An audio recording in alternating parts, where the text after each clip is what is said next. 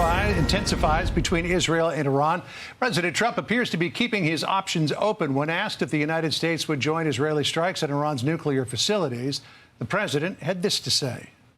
You don't seriously think I'm going to answer that question?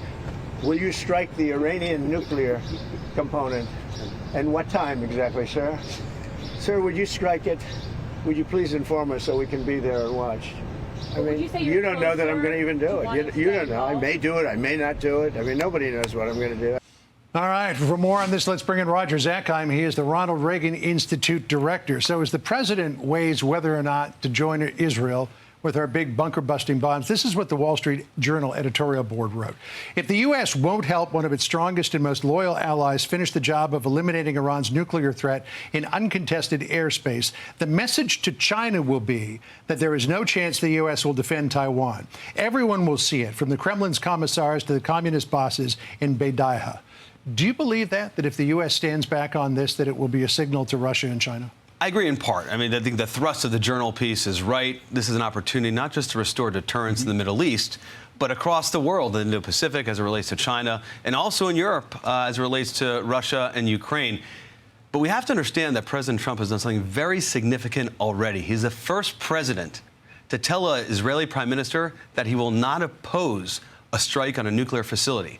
That didn't happen in Syria with George W. Bush, and it didn't happen in 1981 with President Reagan, Osirak in Iraq. So by merely saying to the Israelis, to Netanyahu, hey, you can do this, it restored deterrence and demonstrated that Israel is backed by its most important ally. Of course, Ronald Reagan's big mantra was peace through strength. Donald Trump believes in that as well, but there was a time when Grenada looked like it was going to fall to communism, that he authorized U.S. troops to go into Grenada to change the government there.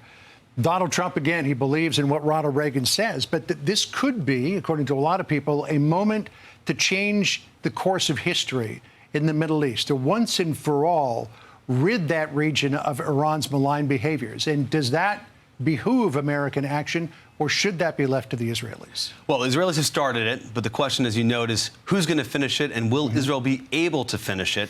I think what we're at right now is that President Trump has basically two options. The option three is negotiate with the Ayatollahs. The Ayatollahs have said no, thank you. Does he give, that is the president of Israel, the time and space to finish this, and does Israel have that capability? Or, as you note, should the United States take care of it quickly and carry out this strike?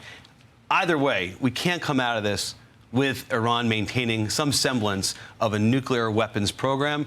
And it's just a question of whether he'll give the time and space to the Israelis to do it, or will President Trump decide to do it on his own? As he told the press today, no one knows what he's going to do, and it's kind of fool's errand to pursue that. One more point, John, if I may. The American people, and this is our survey, which has just come out, makes clear, are squarely behind President Trump in dealing with this threat. It matters to American people. I was about to bring this up. Did you do a survey of the impact of world events on U.S. peace and security? Here's what the survey found. The number one issue of concern for people, 84%, was preventing Iran from obtaining a nuclear weapon. Would seem to indicate that he's got the support of the American people to do something like this, although even in the Republican Party, there are people who are wringing their hands over U.S. involvement.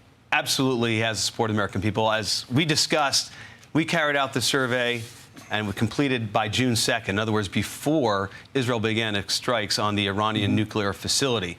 But 84% of Americans say they are concerned about this. This nuclear weapons program of Iran matters to their security. 90%, almost 90% of Republicans feel that way, too. Isolationists in the Republican Party may not want to address the threat. That may be their interpretation of MAGA. We'll leave it to President Trump to determine what MAGA means. But the American people squarely are concerned about it and want it to be dealt with. Because if Iran does acquire a nuclear weapon, it completely changes the balance of power in the entire region. There's no question about that. I mean, they've already wreaked havoc on the region, on the United States. I mean, Senator Tom Cotton said something spot on in the past couple of days as this debate has unfolded within the Republican Party. He says there is an endless war. It's Tehran's endless war in the United States. We have an opportunity right now to stop it. President Trump has given Bibi the opportunity to do that in terms of giving the time and space to carry it out.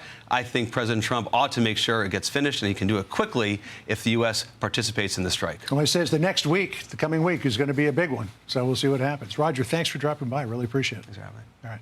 Hey everyone, I'm Emily Campagno. Catch me and my co-hosts Harris Faulkner and Kaylee McEnany on Outnumbered every weekday at 12 p.m. Eastern. or set your DVR.